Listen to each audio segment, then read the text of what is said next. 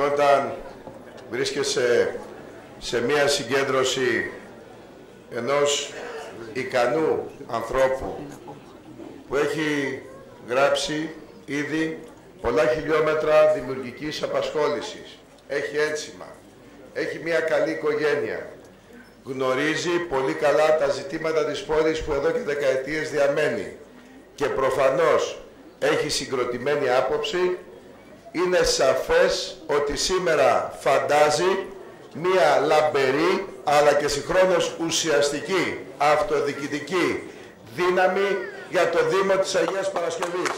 Και έχουμε πραγματικά σε αυτήν την πολύ δύσκολη περίοδο αλλά και συγχρόνως μία περίοδο που, αγαπητοί βουλευτές της Νέας Δημοκρατίας, αγαπητέ εκπρόσωπε της Εκκλησίας μας, αλλά και εκπρόσωπε κύριε Σπύρου, χρειάζεται να κάνουμε την επανεκκίνηση. Η επανεκκίνηση για την ανάπτυξη σημαίνει τρία πράγματα. Μια σωστή κυβέρνηση, σημαίνει μια σωστή περιφερειακή ανάπτυξη μέσα από την αλλαγή, μέσα από τη νέα αρχή της Αττικής, για να μην κάνουμε, αλλά και συγχρόνως να δημιουργήσουμε την ανάπτυξη, αλλά επιτρέψτε μου, ειδικά για την Αγία Παρασκευή, σημαίνει ανθρώπους άξιους, σημαίνει μια καθαρή πρόταση που νομίζω ότι ο Γιώργος πλέον, ο συνονόματος, ο Γιώργος ο Οικονόμου, είναι μια πρόταση η οποία σαφέστατα δημιουργεί το αύριο για το Δήμο της Αγίας Παρασκευής. Εύχομαι λοιπόν, αγαπητέ Γιώργο, όπως ακριβώς θύτευσες με αξιοσύνη την ίδια την πατρίδα, με τον ίδιο άξιο τρόπο πιστεύω ότι θα δώσεις πολύ ηχηρό δυναμικό παρόν με τη δική σου εκπροσώπηση αύριο στο Δήμο της Αγίας Παρασκευής και το ευχόμαστε. Να είστε καλά, είμαστε μαζί.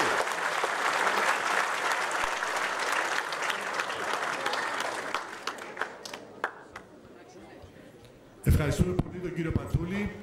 Παρακαλώ πολύ τον Υπουργό και υποψήφιο βουλευτή στο νότιο τομέα στη Β' Αθήνα, τον κύριο Νίκο Δένδια, να ανέβει στο μικρόφωνο για ένα σύντομο χαιρετισμό.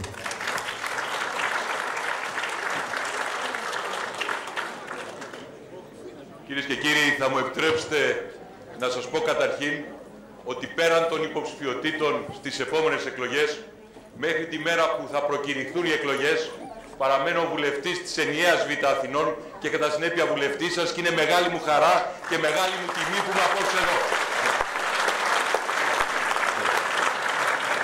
Και να σας πω επίσης την αλήθεια, δεν περνούσα τυχαία και μπήκα. Ήρθα εδώ για ένα πάρα πολύ συγκεκριμένο λόγο.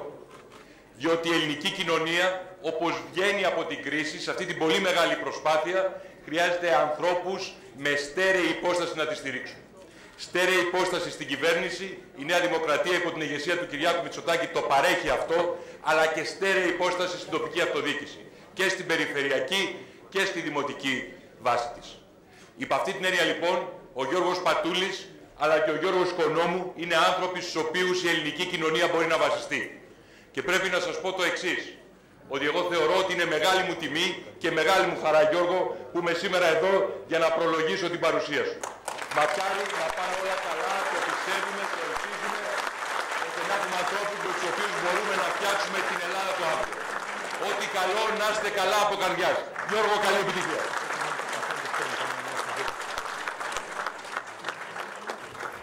Ευχαριστούμε πολύ κύριε Δένδια. Παρακαλώ τον βουλευτή Ρεθύμνου, τον κύριο Γιάννη Κεφαλογιάννη, να έρθει στο βήμα για ένα σύντομο χαιρετισμό.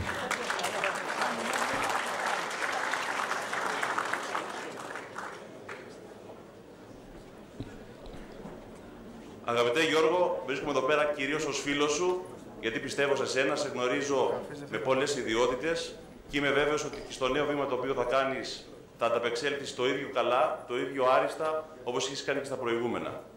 Είμαι βέβαιος και βλέπω και με τη συμμετοχή σήμερα, αλλά έχω παρακολουθήσει και τα βήματά σου τις τελευταίες εβδομάδες, από όταν μπήκες στο στίβο πλέον και της πολιτικής, ότι τα μηνύματα είναι όχι μόνο θετικά, αλλά όσο πλησιάζουν και οι μέρες, μεγαλώνει και η βεβαιότητα της επιτυχίας. Εγώ με αυτές τις σκέψεις και επειδή ξέρω ότι έχεις και μια εξαιρετική ομάδα και ξέρω ότι έχω και προσωπικούς λόγους στην ομάδα σου και έχω και προσωπικούς φίλους όπως για μένα τον Τίμο, που νομίζω λαμπρύνει και την συγκεκριμένη προσπάθεια, ότι αυτή η πορεία θα είναι νικηφόρα. Είμαι βέβαιος ότι όλοι όσοι συμμετέχουν σήμερα στην προσπάθεια, αλλά και αυτοί οι οποίοι θα μεγενθύνουν όλη αυτή την προσπάθεια σε όλη αυτή την πορεία, θα είναι βέβαιοι ότι το εγχείρημα θα είναι θετικό, αλλά το βασικότερο θα είναι βέβαιοι ότι την επόμενη μέρα θα έχουν έναν δήμαρχο εδώ στην Αγία Παρασκευή, ο οποίος θα είναι κοντά στους πολίτες, θα είναι άξιος και θα μπορεί να προχωρήσει μπροστά κάποια θέματα τα οποία έχουν μείνει πίσω και τα οποία γνωρίζω πολύ καλά ότι έχεις ασχοληθεί και στο μέλλον θα ασχοληθείς και περισσότερο. Με αυτές τις λίγες σκέψεις σου εύχομαι καλή επιτυχία, με την αγάπη μου και νομίζω να κάνω όλα καλά.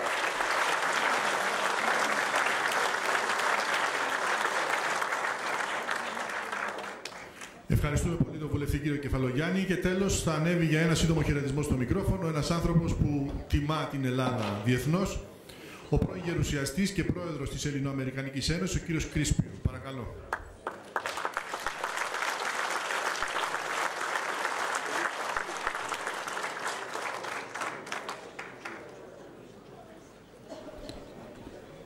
Ευχαριστώ πολύ.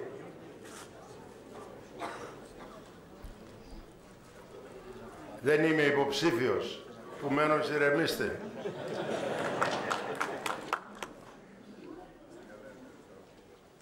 Επειδή έφυγα μικρό παιδί από την Ελλάδα, μπορεί τα ελληνικά μου να μην είναι όπως του Στέλιου Παπαθεμελή ή των υπολείπων που σας τα λένε με την ελληνικούρα τους, αλλά θα καταλάβετε τι θέλω να πω.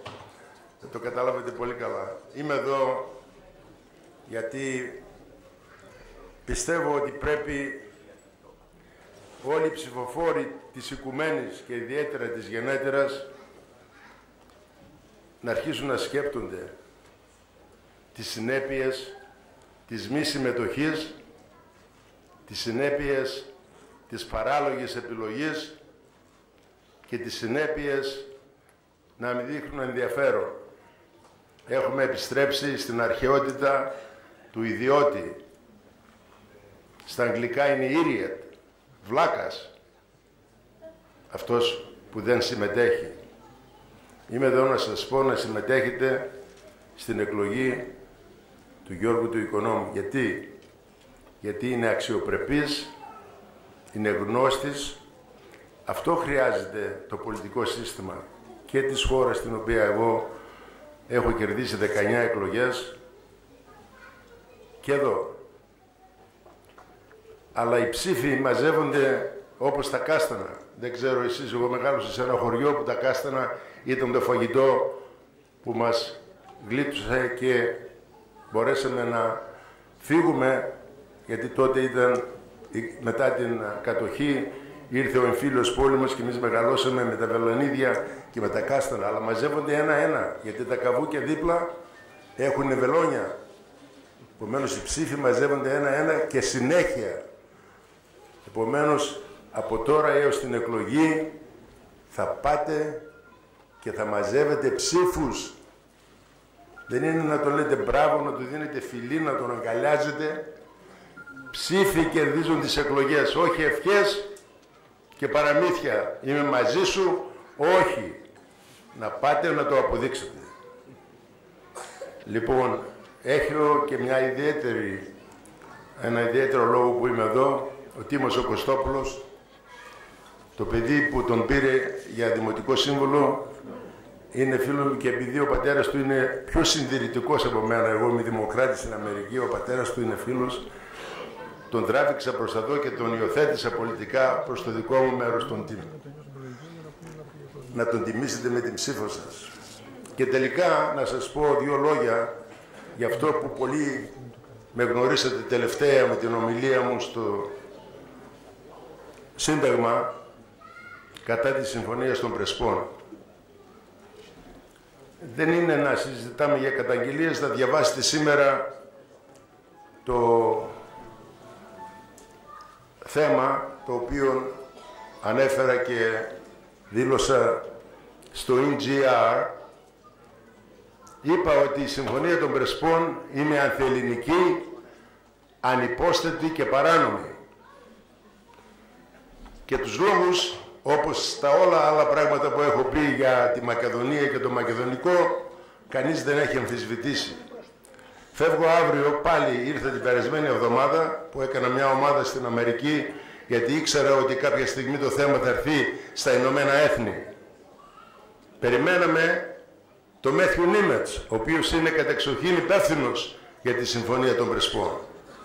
Αυτόν έστειλε ο Γενικός Γραμματέας των Ηνωμένων Εθνών για τα δύο θέματα τα οποία περιέχει η Συμφωνία των Πρεσπών. Δυστυχώς, ο Μάθιου Νίμετς εξαφανίστηκε, τον οποίο γνωρίζω πολύ καλά, υπηρετήσαμε μαζί όταν ήταν υφυπουργός εξωτερικών επί Κάρτερ. Εξαφανίστηκε. Ξέρετε γιατί? Γιατί ξέρει ότι η Συμφωνία των Πρεσπών είναι παράνομη και αντισυνταγματική. Όταν ο πρόεδρος της Δημοκρατίας των Σκοπίων δεν την υπέγραψε, είχε τελειώσει το πανηγύρι. Γιατί το σύνταγμα του δεύτερου μέρους στη συμφωνία λέει μόνον ο πρόεδρος μπορεί να συντάξει διεθνή συμφωνία και μόνο αυτός. Αλλά αυτοί τα κάνανε με τα κόλπα και με τις μαϊμουδιές που κάνανε όλα αυτά τα χρόνια και κατέληξε προχθές να βρούμε ένα γράμμα όχι από τους πρωθυπουργούς των δύο χωρών, όχι από τους υπουργούς εξωτερικών των δύο χωρών, όχι από τον Μάθιου Νίμετς που έπρεπε να καταθέσει τη συμφωνία στα Ηνωμένα Έθνη, από την μόνιμη αντιπρόσωπο της Ελλάδος στα Ηνωμένα Έθνη και από την προσωρινή μόνιμη εκπρόσωπο στα Ηνωμένα Έθνη της Βόρειας Μακεδονίας. Πότε γεννήθηκε αντιπροσωπεία στα Ηνωμένα Έθνη από κράτος που λέγεται Βόρεια Μακεδονία, κανείς δεν ξέρει. Αυτές οι δύο κυρίες στείλανε στο Γενικό Γραμματέα και του είπανε ότι η Συμφωνία των Πρεσπών είναι ενισχύει και τον παρακαλέσανε να στείλει στη Γενική Συνέλευση και στο Συμβούλιο Ασφαλείας αυτή την μαϊμού συμφωνία, τη συμφωνία που υπογράψανε στις πρέσβες, όχι αυτοί που αλλάξανε, που έπρεπε να αλλάξουν, έστειλαν εκείνοι, πιστεύοντας ότι τα Ηνωμένα Έθνη θα την επικυρώσουν. Αύριο πάω να δω το πώς θα επηρεάσουν τα 5 μέλη, τα 5 μόνιμα μέλη. Και αν κατά σύμπτωση πάνε, το Παγκόσμιο Δικαστήριο δεν θα επικυρώσει ποτέ μία μαϊμού ανθελληνική συμφωνία. Σας ευχαριστώ πολύ και τον Γιώργο Δήμαρχο.